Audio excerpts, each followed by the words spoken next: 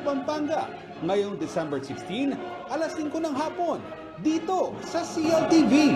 Panoorin live ang unang gabi ng Giant Lantern Festival 2021 sa CLTV at sa aming 40 cable partners sa Central Luzon, nationwide via Signal Channel 115 at sa buong mundo sa pamamagitan ng CLTV Facebook page at CLTV website. Virtual Kita-Kits, mga karehiyon!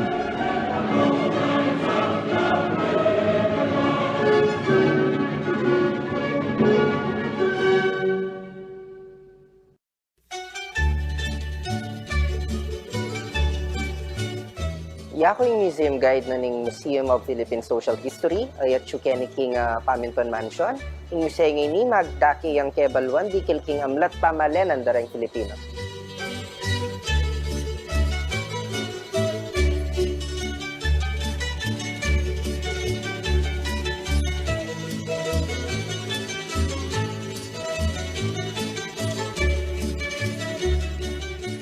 Maraguli ayang panging matwang baledareng pamintuan, king pormerong republikana ng Pilipinas.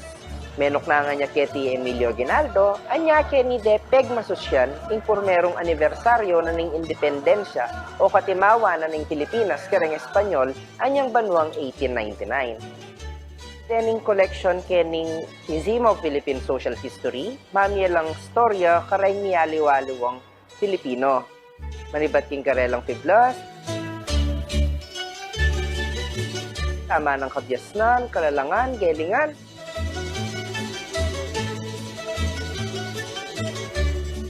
Amlat. At po pa yung piel-dol-do ng biye.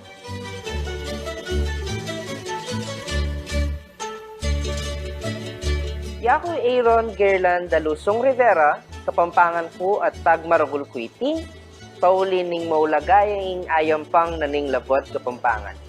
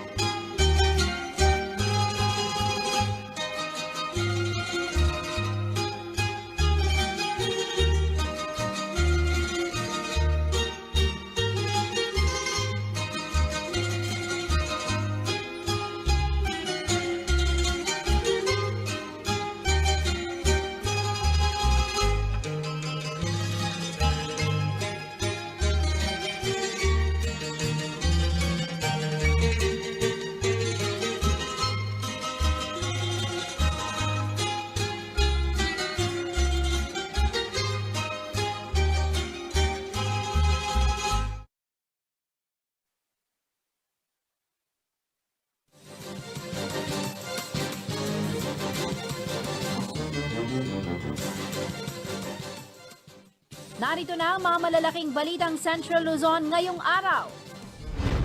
Smuggled na suka na nagkakahalaga ng 16.7 million pesos nasabat sa Subic Freeport. Healthcare workers sa Bataan tatanggap ng 15,000 pesos bilang cash incentive. Legacy as a public service si Congressman Tarzan Lazatin tampok sa isang libro. At Barangay Tanabastagan, may sorpresang inihanda para sa mga manonood ng Giant Lantern Festival 2021.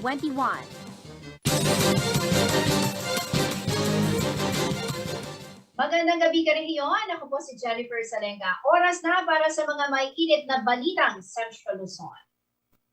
Mga karehiyon, 5.6 magnitude na lindol po ang naitala sa Calatagan, Batangas at ang pagyanig naramdaman hanggang sa Pampanga. Naitala ng PHIVOLCS ang isang 5.6 magnitude na lindol sa Calatagan, Batangas kanina pong 5:12 ng hapon. Naramdaman ng ilan sa ating mga kababayan dito po sa Pampanga ang mahinang pagyanig.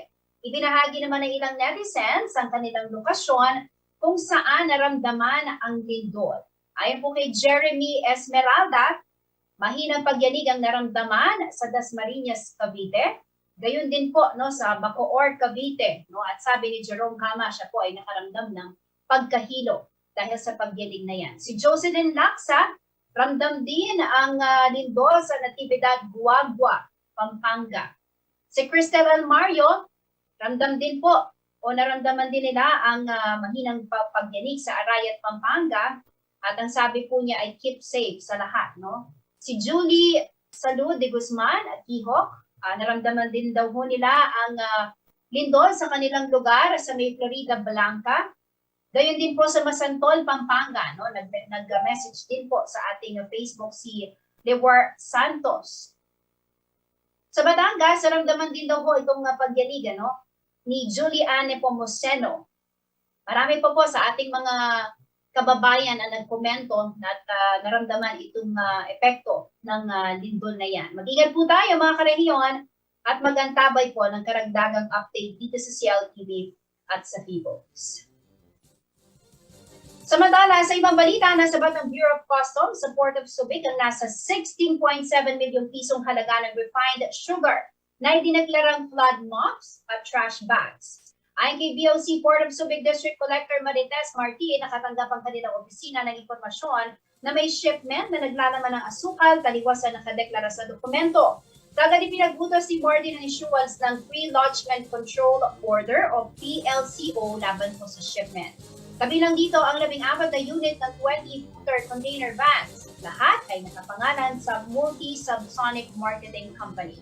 Nagsagawa po ng physical examination sa mga container kasama kinatuan mula sa Enforcement and Security Service, Customs Intelligence and Investigation Service, Subic Bay Metropolitan Authority, Philippine Drug Enforcement Agency, at Sugar Regulatory Administration. Ito na po na-discover ang mga undeclared na asukal. Inirekomenda ang pag-issue ng warrant of seizure and detention dahil sa paglabag sa Sugar Regulatory Administration at Bureau of Customs Joint Memorandum Order No. 4-2002. Gayon din po sa RA 10863 o ang Customs Modernization and Tariff Act.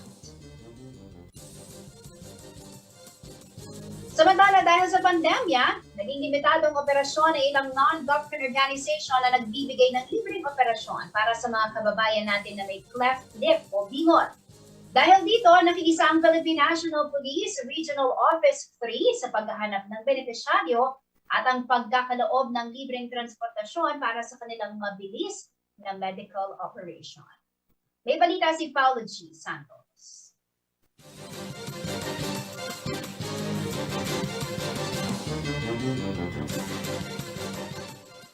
Naaninag ang tuwa sa mukha ni Laika Andrea Adhaw nang maabutan ng CLTV News Team sa Rosario Memorial Hospital dito sa Guagua, Pampanga. Follow-up check-up na lamang niya sa naging matagumpay na operasyon na handog ng Operation Smile Philippines para sa gaya niyang may cleft lip o bingot. Anya, bagamat naantala ang kanyang free medical check-up, masaya ito dahil sigurado nang matutuloy ang medical procedure na kanyang dapat pagdaanan. Masaya po. Dahil maaayos po yung harap ko. Ayon sa dalaga, ang pagsasakatuparan na maisaayos ang kanyang kondisyon ay makapagtataas ng kanyang moral bilang tao. Malaki po kasi po, manananan po yung kumpiyansa ko sa sarili. Ano gusto niyo sabihin mo sa mga nagmalasakit po sa inyo? Maraming salamat po na may opportunity po kami na paano po na ito. Halos 21 benepisyaryo mula sa mga kabataan at ilang kabalen sa Guagua, Pampanga ang naipila sa Rosario Memorial Hospital para sa operasyon. Ayon kay Emiliano Romano, Executive Director ng Operation Smile Philippines, naapektuhan ang kanilang pagtungo sa mga komunidad sa bansa dahil sa pandemya. Yung past na isang taon medyo langanging because ng COVID, the restriction, syempre gusto namin safety ang number one priority namin dito. During COVID, medyo na-affect talaga yung programa namin. Ngayon, itong buwan, medyo swerte tayo, nababa yung COVID cases. So gusto namin atagin yung oportunidad para sa cleft lip and palate po. Upang mahabol daw ang kanilang target na maibaba ang libreng serbisyong medikal sa kada komunidad sa bansa, nakipag-alyansa na sila sa pambansang pulisya. Ang kapulisan ang magbibigay ng transportasyon hanggang sa paghahanap ng mga benepisyaryo. We also have a partnership with the PNP for patient recruitment sa buong Region 3 po. So, yung ginawa ng PNP, pickups the patients from their home, bring it to the center to receive surgery, and then bring them home. Samantala, ayon kay Central Luzon Chief of Police General Matthew Bakay, pasok sa Barangay Bayanihan Community Service ang dagdag na commitment nila sa mga NGO na umaasa ng logistics ng PNP para makakuha ng benepisyaryo. Nakipag-partner sila sa Philippine National Police One dahil sa logistics and of course yung mobility na kung saan ginagamit atin yung mga police para makita yung mga probable patients, yung of course Operation Smile, this is on cleft lip and palate. So pag na-identify na nila, they also requested that as part of ng memorandum of agreement namin is kami yung susundo sa mga pasyente for them to be brought here. So we are very fortunate or lucky na rin na involve ang PNP, and we are very glad na nasama kami dito because malaking tulong din ito, lalong-lalo na sa mga kababayan natin with of course that deformity. Ipinananawagan din ni General Bakay na maaring direktang makipag-ugnayan sa mga Chief of Police ang mga kababayan nating hirap na magkaroon ng access patungo sa mga centers ng NGO para sumailalim sa medical procedure. Bagamat dagdag na trabaho umano ito ay katugunan anya ang programang tutulong sa mga NGO para sa community service ng PNP. We will always find time. Kasama ito, kung sasabihin natin sa law enforcement, because nakakatulong tayo this will impact on the community. Makikita nila that the PNP is also involved on this type of activities, lalong-lalo na this is kong gawa. Apolitical naman anya ang serbisyong ito na hindi maididikit sa anumang pangalan ng politiko. Sinabi ni General Bakay na ang NGO ay matagal na sa pagkakawang gawa na mula sa mga volunteer doctors at medical team na umaalalay sa mga kapuspalad nating kababayan na may medical condition na kailangan ng libreng surgery. Paolo G. Santos, CLTV News. Sa pagbabalik ng CLTV News, healthcare workers sa Bataan tatanggap ng 15,000 pesos bilang cash incentive. Mahigit 50 magsing-irog ikinasal sa mass civil wedding sa Bacolor. At Angeles City, 6th place sa top performing city sa bansa pagdating sa revenue collection. Manatiling nakatutok para sa iba pang mga nauunang balita ngayong araw.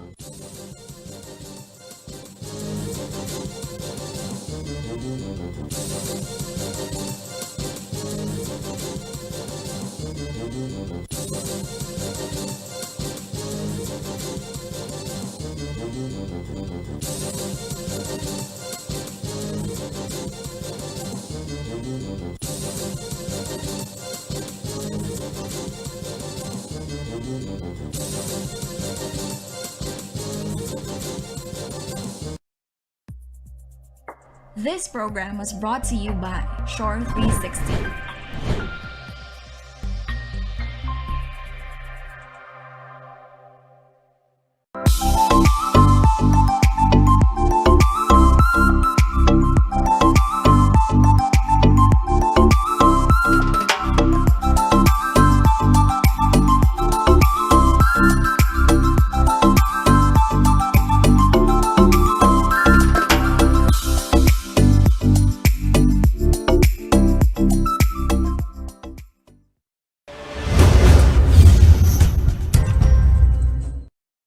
Reliable auto service brought closer to you at the Clark Freeport Zone. Laos Auto Services, your professional multi-brand service center, is right in your midst. It offers general jobs for repair and maintenance, body paint and detailing, collision repair and body works. Laos Auto Services at Clark Freeport is backed up by highly trained technicians, specialists in auto paint, detailing, body works and collision repair. Laos Auto Services, your professional multi-brand service center. Open Monday to Saturday from 8:30 a.m. Located along Manuel A. Rojas Highway, Clark Freeport Zone. For inquiries, contact 045-499-8080 or 0908-819-8080. Bumuti-putita, bumubusi-busila, kay gandang tumira sa Cervera. Wala nang hahanapin pa, kompleto na dito, pamaskong handog sa pamilya. Townhouse A, Townhouse B, Townhouse Premier, 20,000 pesos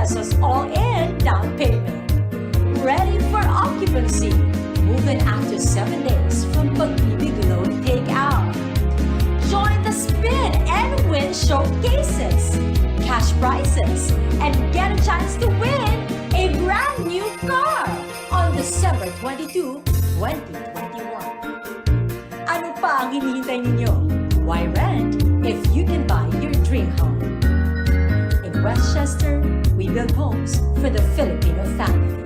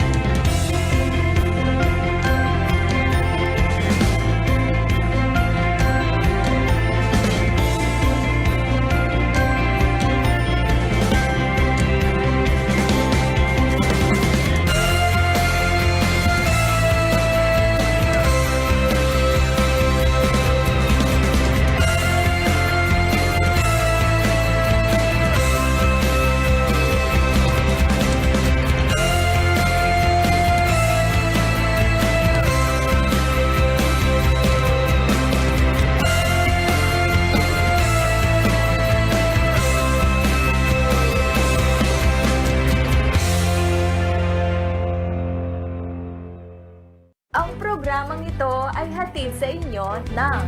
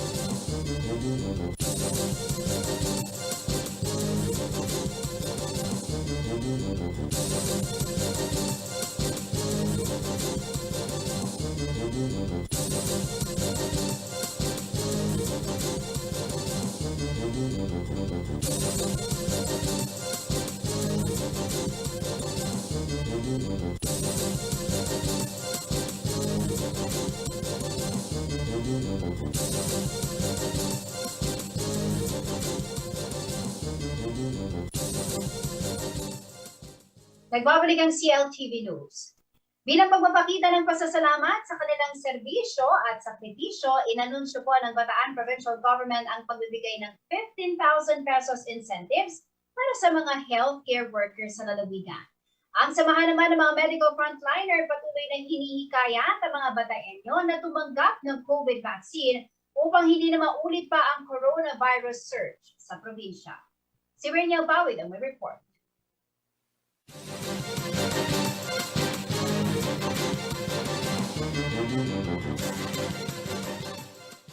Hindi matatawaran ng serbisyo at sakripisyo ng mga health worker at medical professionals lalo na magmula noong nagkaroon ng pandemya halos 2 taon na nakalilipas. Simula sa testing, contact tracing, isolation at maging sa vaccination kontra COVID, sila ang nasa frontline. Kaya naman bilang pasasalamat magbibigay ng additional na 15,000 piso na cash incentive ang provincial government ng Bataan para sa mga healthcare workers sa lalawigan. Sana nga po lahat po tayo magpabakuna. No?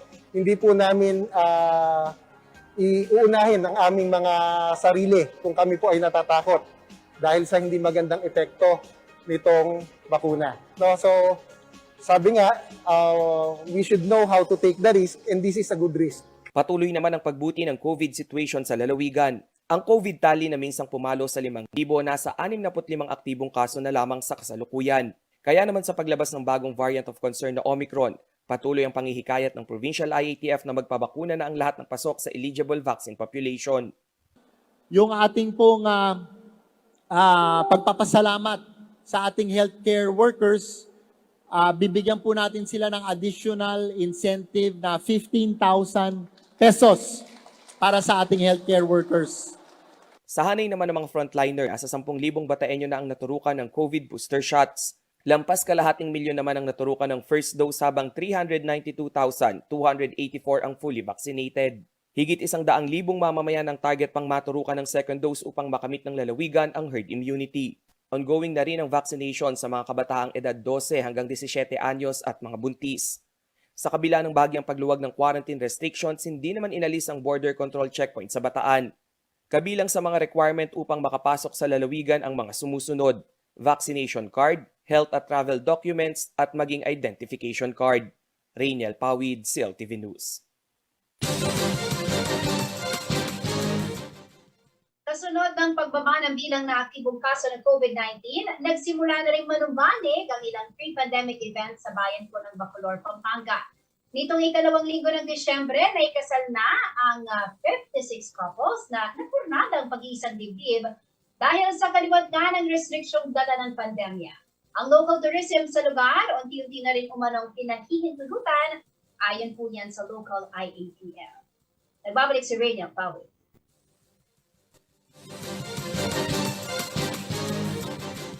Matapos ang Alert Level 2 announcement sa buong bansa, bahagya nang nanunumbalik ang mga pre-pandemic activities sa iba't ibang panig ng rehiyon.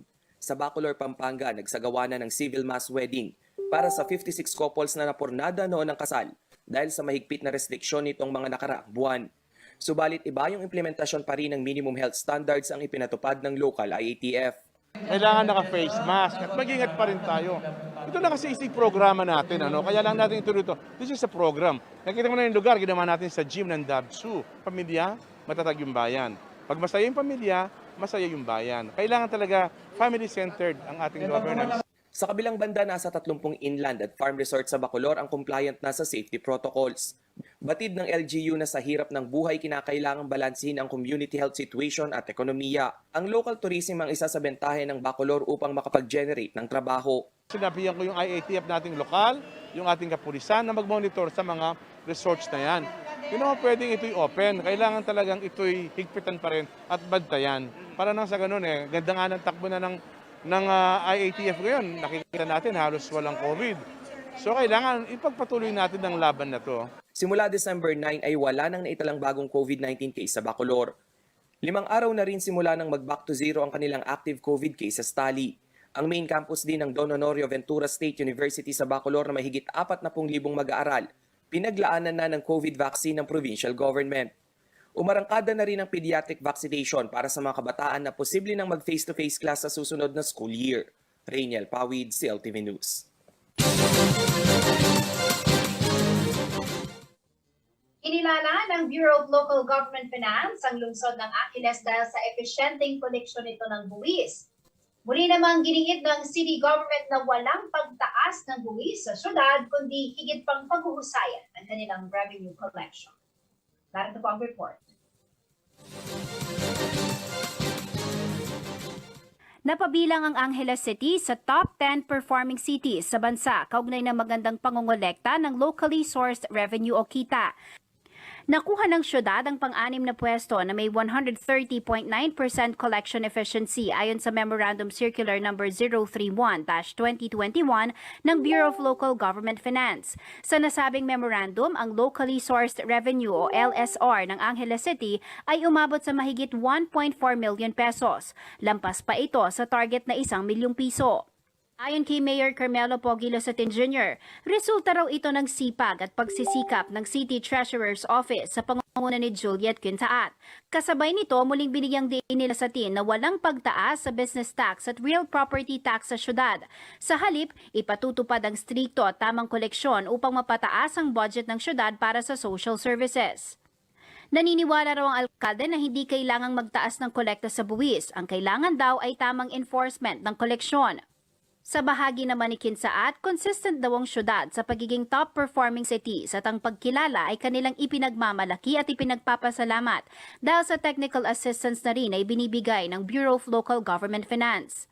Dagdag pa ni Kinsaat, ipinapakita rin ang parangal na ibinigay sa syudad na hindi ito nakadepende sa National Taxes Allocation o IRA dahil kaya raw nito na tumayo sa pamagitan ng epesyenteng koleksyon. Dahil daw sa sama-samang pagsisikap ng mga revenue-generating offices tulad ng Assessor's Office at Business Permit and Licensing Division, kasamang magandang collection strategy at innovation na ipinatutupad sa syudad tulad ng online payment ng real property tax at hindi magtatagal ang online payment para sa business tax, mas lalo raw lalakas at magsisilbing motibasyon sa kabila ng hamong pang-ekonomiya dulot ng pandemya. Pagpapakita rin daw ito ng pagpapahalaga ng kanilang opisina sa mga customer o ang transacting public, mabilis na pagfa-facilitate at magandang contribution para sa iba't ibang proyekto ng syudad. Bilang ito ang pinagkukunan ng pondo para sa government operation. Espesyal din daw ang parangal na natanggap ng syudad dahil nakamit ito sa panahon ng pandemya kung saan lahat ay nahaharap sa hamong pang-ekonomiya. Sa kabila nito, ang mga negosyante raw sa syudad pursigidong magbayad ng buwis na malaki ang naitutulong sa pagpapatupad ng mga social services sa syudad. Jennifer Salenga, CLTV News. Manatiling nakatutok at magbabalik ng CLTV News.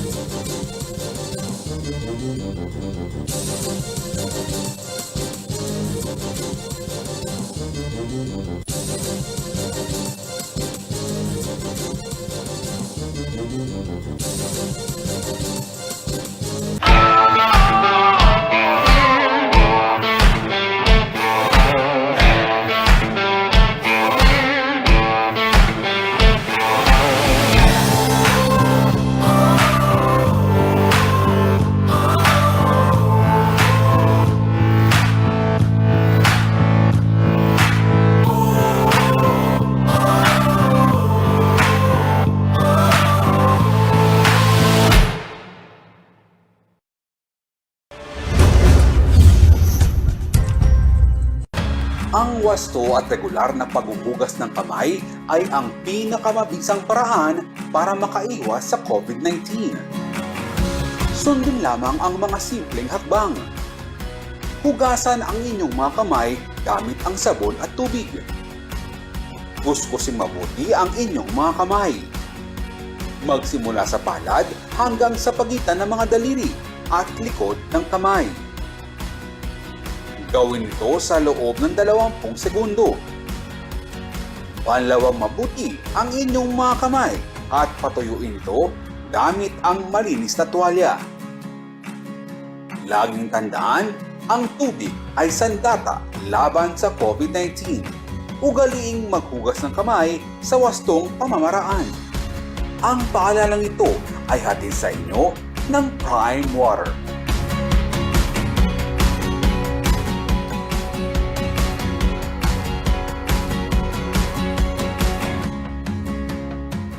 Our superheroes don't wear capes. Some of them wear headsets. Some of them wear scrubs. Some of them wear hoodies. Some work in offices and some at home. Everyone wears a smile. If you are conscientious, focused, and willing to give an opportunity a go, we want you. Join the superheroes of Shore 360. Apply at jobs360.com.ph. The all-new Ford Territory is stunning from every direction in every moment. Impressive design that is distinctively Ford. 18-inch wheels, spacious interior, and a panoramic moonroof. The all-new Ford Territory. Own the moment.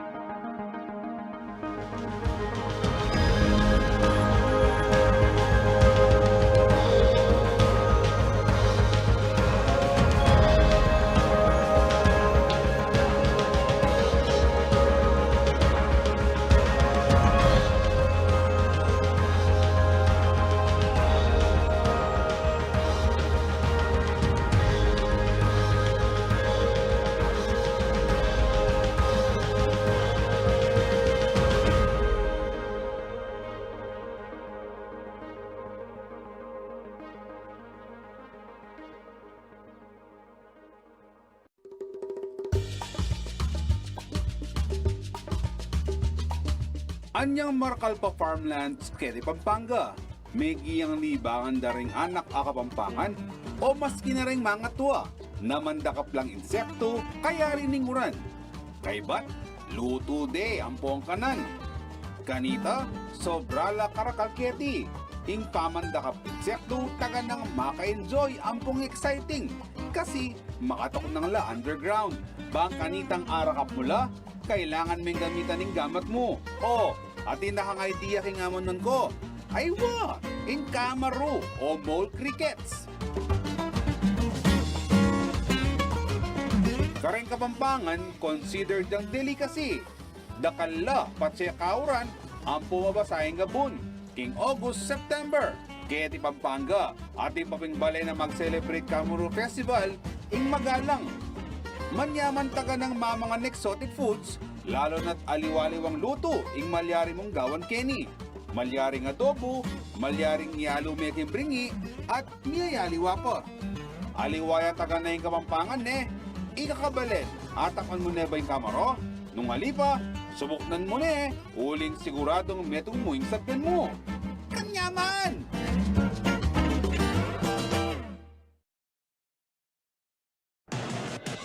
Take full advantage of the power of TV and digital media when you advertise with CLTV.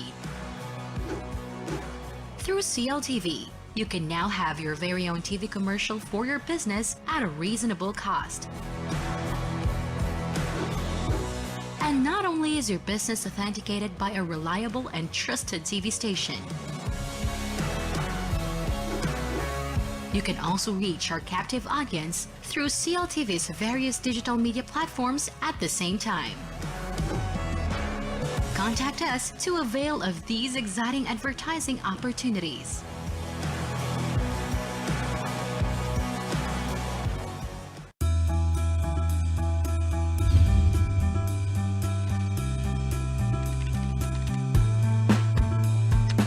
Inspirational success stories of business leaders and entrepreneurs.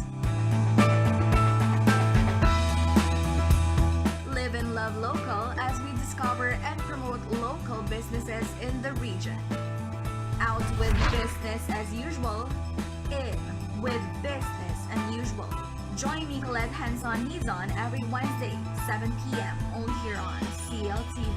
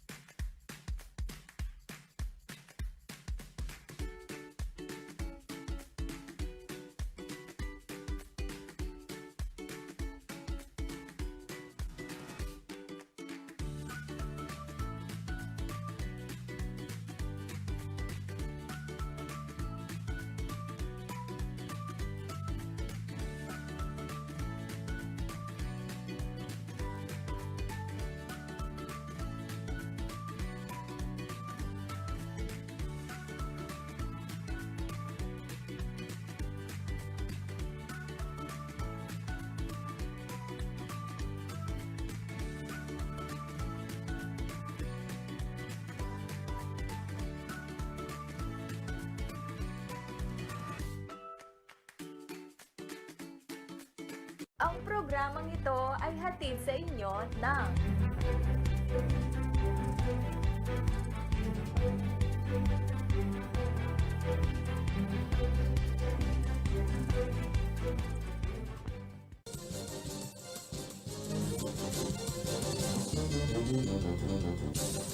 Nagbabalik po ang CLTV 36. Para sa ating kilalanin ng kandidato segment, ang ating pong bisita ngayon ay isang lawyer at educator. Taong 1988, habang siya ay nasa 3 taon ng kanyang pag-aaral ng abogasya, nahalal siya bilang isang konsehal sa Bacolor at 1992 na maging vice mayor ng nasabing munisipalidad. Makalipas po ang ilang taon, siya ang pinakabatang naluklok bilang alkalde ng Bacolor taong 1992 sa edad na 30. Matapos ang higit 10 taon na pamamahinga sa politika, muli siyang naluklok bilang vice mayor at kalaunay naging board member noong 2016 hanggang sa kasalukuyan. Ano pa nga ba magiging plano niya kung papalari na manalo sa 2022 elections? Makakasama po natin sa kilalanin ng kandidato segment si Pampanga 3rd District Pre-Electionist Board Member Attorney Jun Canlas. PM, magandang gabi po sa inyo. Welcome po sa CLTV.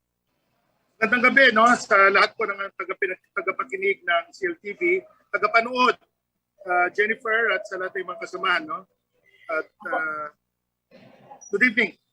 Yes, BM, before anything else, kumusta po kayo? No? Hindi rin po biro yung ating trabaho ngayong panahon ng pandemya. How are you, sir? Okay naman, no? At salamat sa Panginoon at tayo hanggang ngayon sa po ng aking pamilya, kahit paano iligtas tayo kahit sa anumang sakit o dito sa pandemyang ito. At tayo lubos na nagpapasalamat no?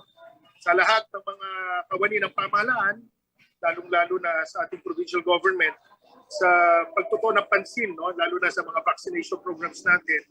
At sa ngayon nga, natutuwa kaming ibalita sa inyo, no? Very minimal.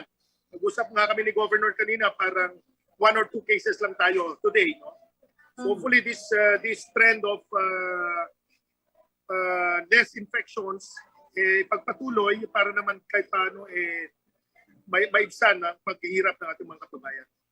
Alright. Attorney, ilang taon na po kayo bilang public servant, ano? At sa mga taon na kayo po ay nanindihan, una, of course, sa Bacolor, Pampanga at ngayon sa lalawigan ng Pampanga, ano po ba yung mga itinuturing ho ninyong pinaka malaking contribution ho ninyo? Lalo na po sa ating mga kabalet.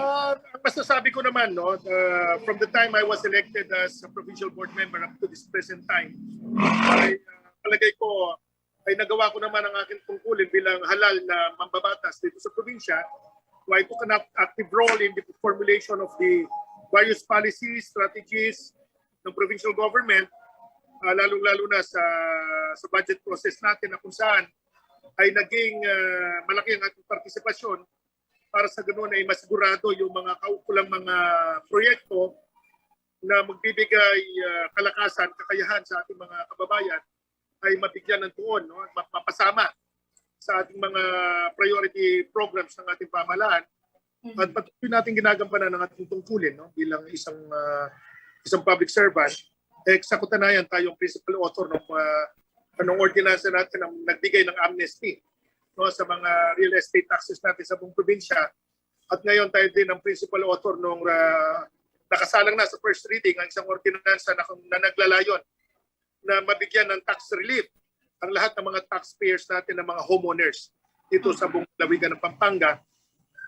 At sinusulong din natin ang isang resolusyon na kung saan nihikayat natin lahat ng pamahalang lokal dito sa probinsya, mga local government units natin ng mga munisipyo, para sa ganoon ay mabigyan ng panibagong sigla ang ating ekonomiya. No? Kahit paano, bawasan nila yung singil sa ating mga business permits, no? Mga business licenses natin, para sa ganoon naman mabigyan ng daan ang ating mga naapektuhan ng mga business establishments, ng mga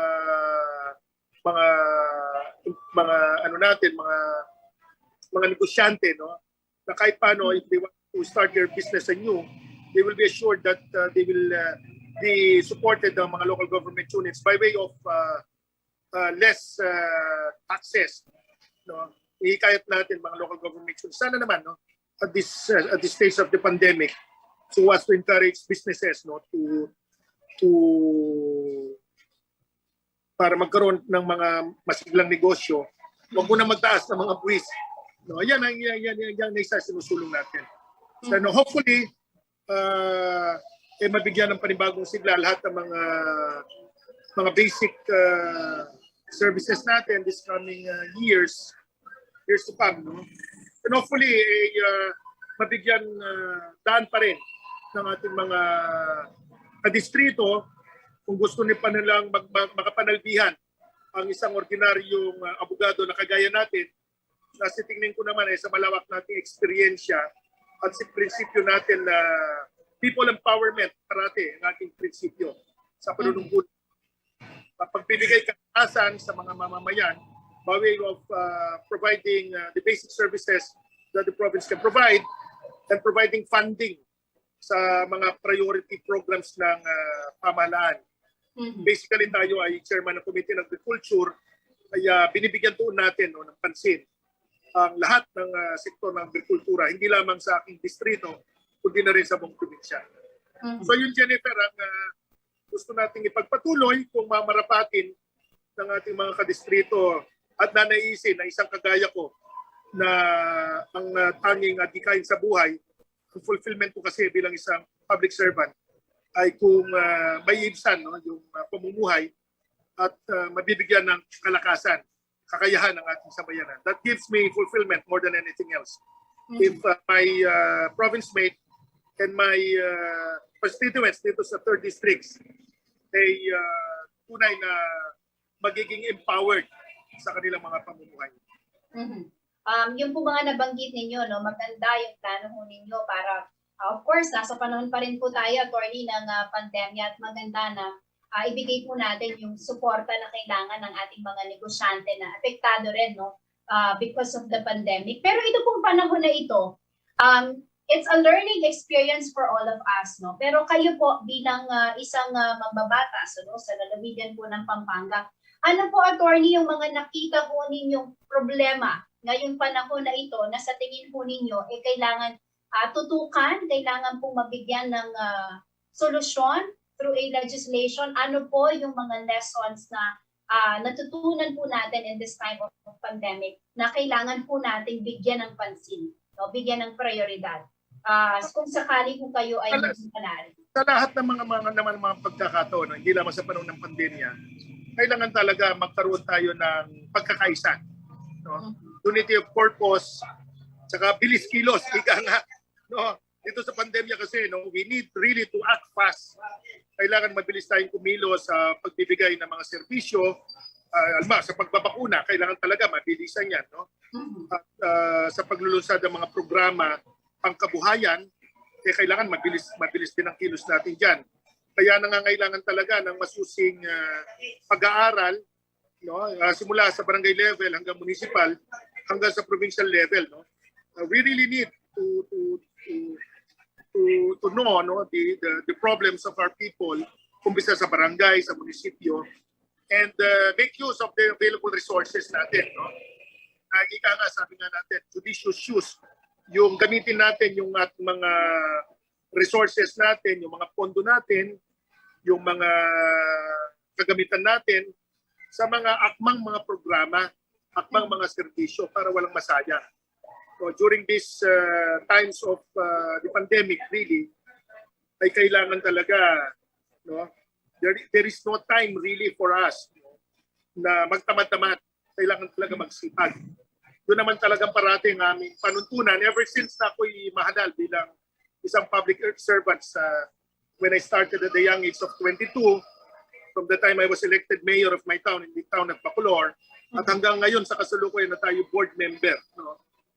Kailangan talaga matuon tayo sa problema, parating nakikinig sa mga rekomendasyon, at parating bukas ang ating mga tenga at mga mata, no? Sa mga karaingan at sa mga pangangailangan ng ating mga kababayan. And of course, no, lalo na ngayon, panahon ng eleksyon, no, we should learn how to set aside whatever political differences that we may have with our political opponents. At the end of the day, kailangan natin pagtuunan yung mga problema ng ating kinakaharap. No? Merong panahon ng politika, merong panahon ng pagsiservisyo, merong panahon ng pangampanya.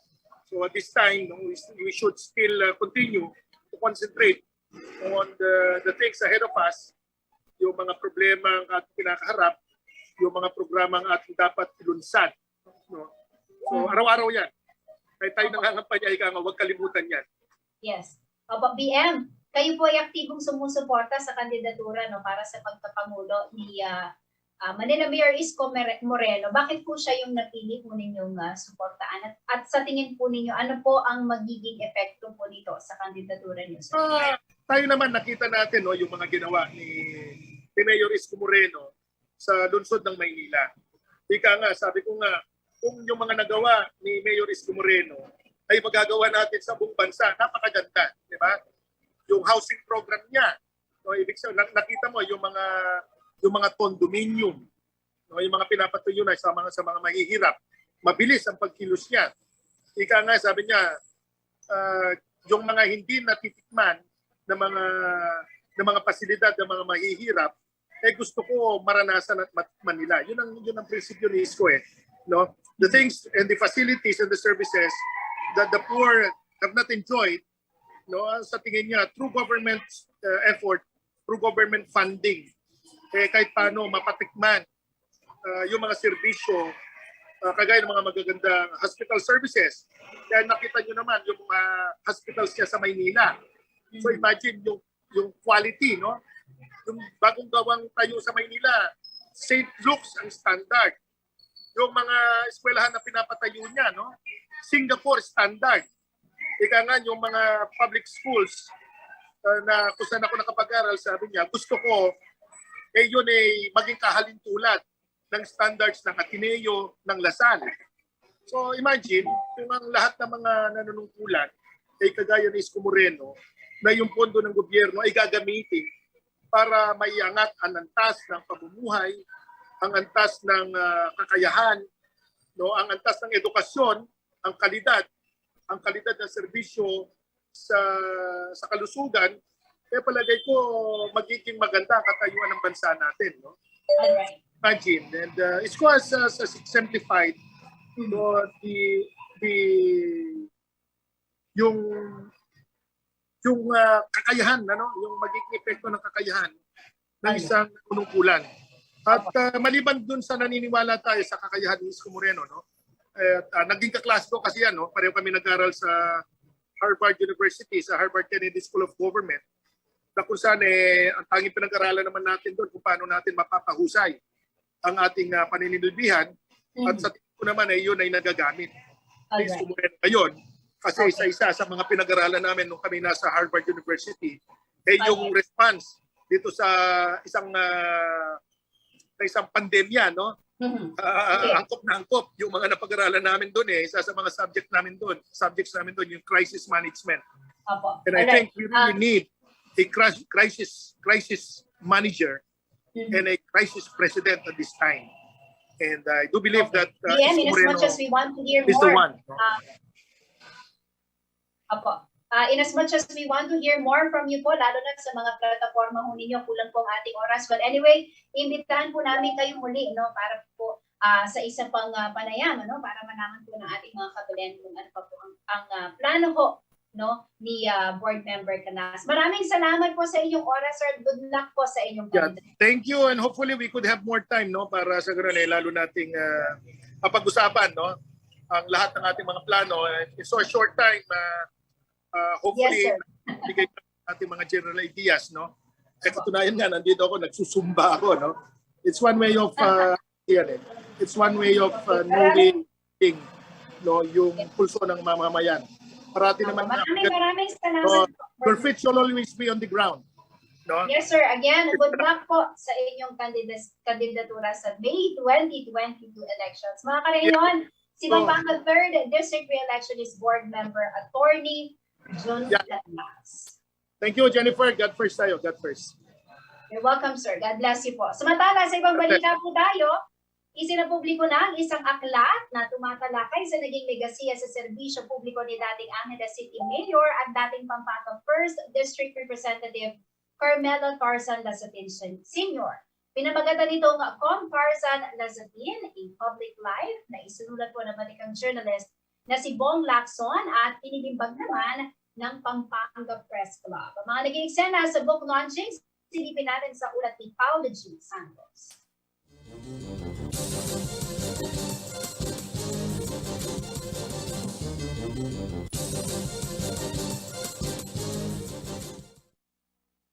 Mga karehiyon, babalikan po natin ang ulat na yan. Samantala, manatiling nakadutok at magbabalik ang CLTV News.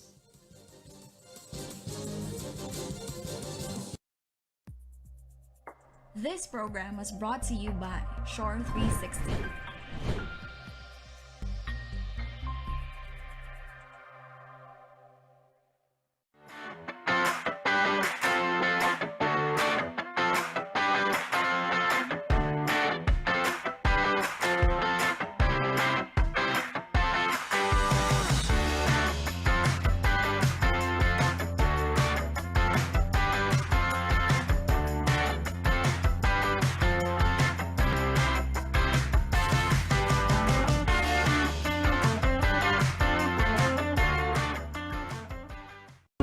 Impormasyong matikal na makatutulong sa pangangalaga ng inyong katawan.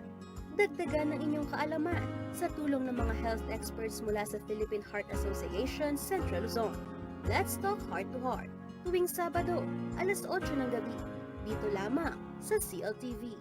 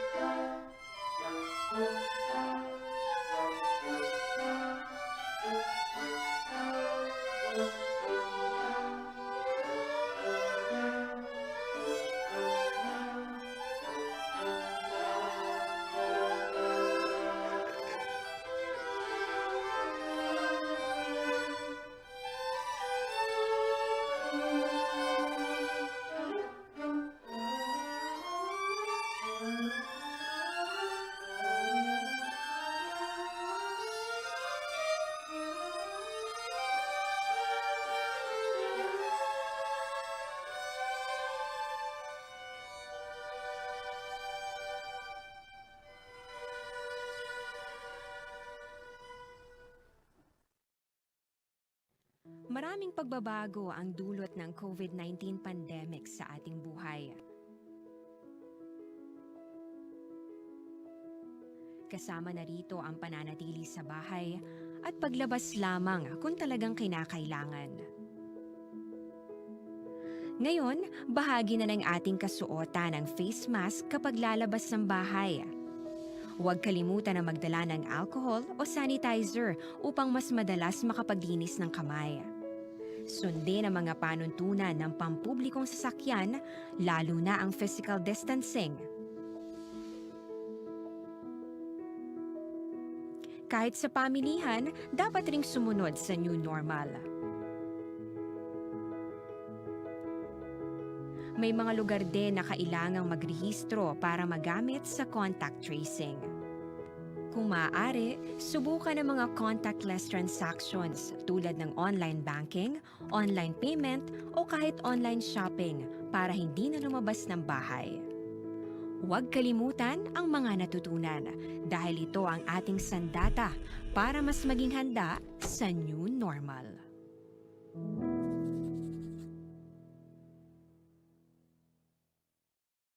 Ang programang ito ay hatid sa inyo ng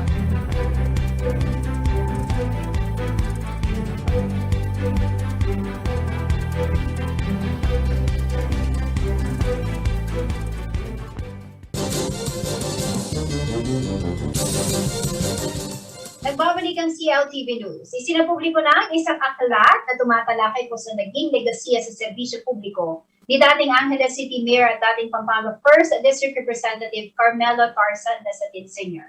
Pinamagatan itong Kong Tarsan Nasatin, a public life na isinulat ng patikang journalist na si Bong Lacson at inilambag naman ng Pampanga Press Club. Ang mga naging eksena sa book launching, silipin po natin sa ulat ni Paolo G. Santos.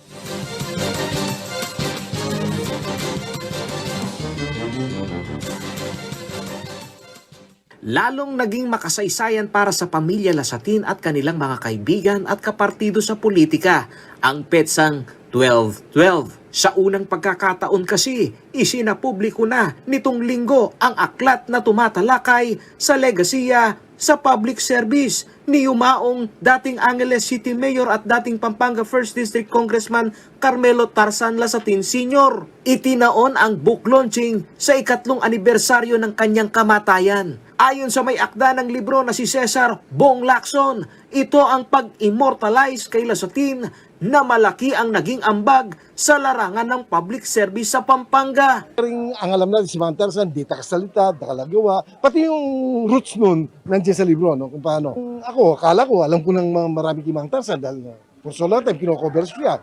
Tsaka we came to a point na it's close and personal ang ano namin. Pero marami pa rin akong na-discover dito. Sabi nga, hindi lang pala mas magaling si Mang Tarsan sa pagpa-father ng children. Nakapag-father siya ng institutions. Yan, nasabi kanina niya, si J.B. Lingad.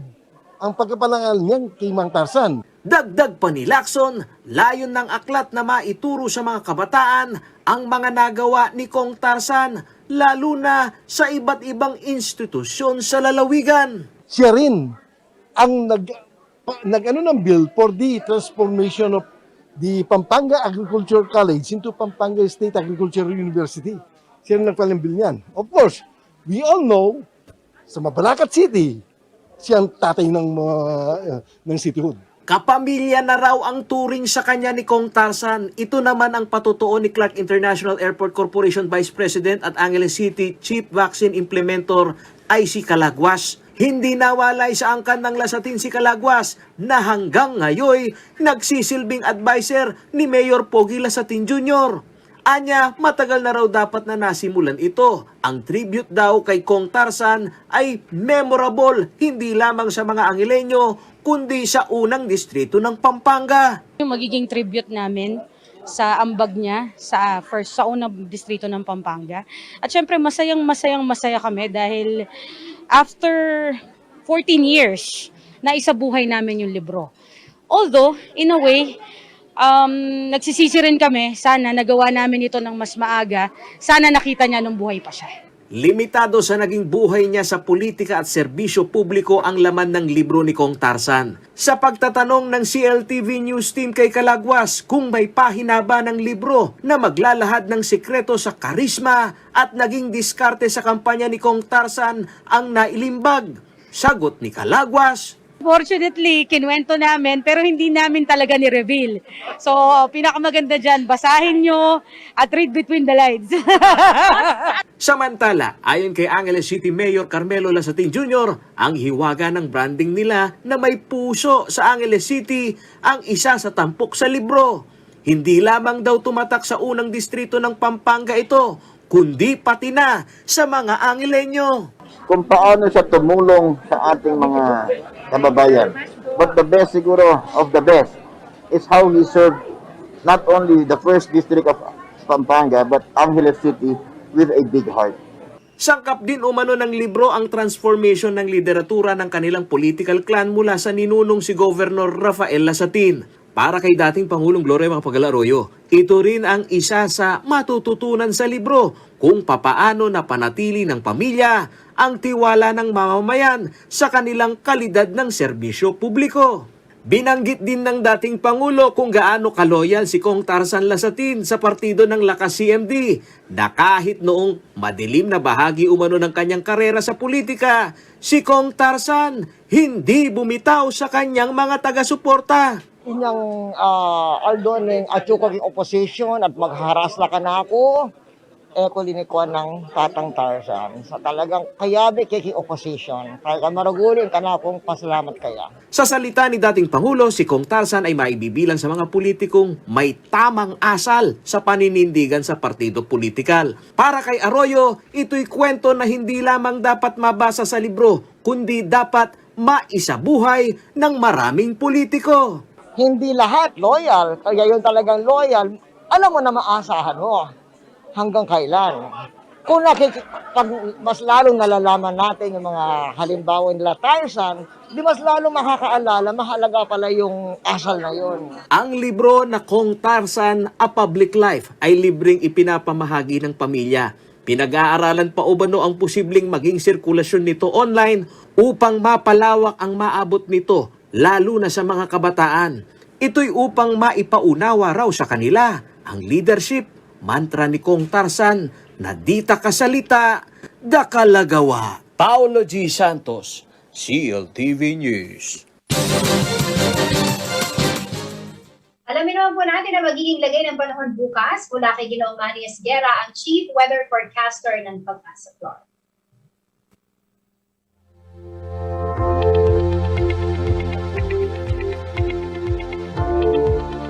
Magandang gabi po, narito po magiging tayo ng panahon sa susunod na 24 oras. Northeast monsoon po ang nakaka-apekto ngayon sa Northern at Central Luzon. Kaya po medyo malamig-lamig po ng konti ang ating panahon at ang ating pakiramdam. Samantala po, meron po tayong binabantayang isang active tropical cyclone sa labas po ng PAR, pero inaasahan pong papasok siya ngayong araw. Hanggang mamayang gabi po yan. Ito po ay namataan sa layong 1,330 kilometers dyan po sa may silangan ng Southern Luzon. Rito po ngayon ay nagtataglay ng lakas ng hangin na umaabot na ng 85 kilometers per hour malapit sa gitna at pagbuso na umaabot ng 105 kilometers per hour. Hindi naman po ito inaasahan maglalandfall sa alinmang parte ng ating bansa, bagkus ito po ay magre-recurve pabalik po ng northeast direction. So sa ngayon po ay kumikilos po siya ng west-northwestward sa bilis na 15 km kada oras. So asahan po ng Batanes, Cagayan, Isabela, Quirino at Aurora ang maulap na papawiri na may inaasahan po mga pagulan. Dulot po ito ng hanging amihan o northeast monsoon. Samantala po ang Visayas at Mindanao ay magiging bahagi hanggang sa kuminsan ay magiging maulap. Ang papawirin may inaasahan din po mga isolated rain showers and thunderstorm. Localized thunderstorm po nakaka-apekto. Ang Metro Manila po at nalalabing bahagi ng Luzon, kasama na po ang Pampanga, ay bahagi hanggang sa kuminsan ay magiging maulap din ng papawirin na meron din po inaasahan mga light rains. At ito po ay dulot ng hanging amihan. So enjoy po natin ang ating makakayayang panahon. Hindi lamang po medyo maalinsangan hanggang tanghali o hanggang hapon at sa gabi po ay medyo malamig na po. Magandang gabi po. Ingat po tayong lahat.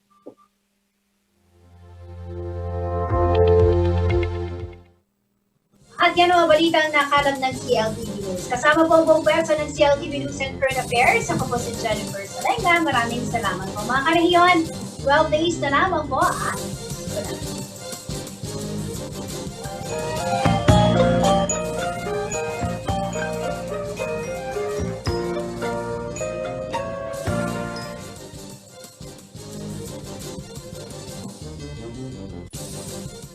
Ang programang ito ay hatid sa inyo ng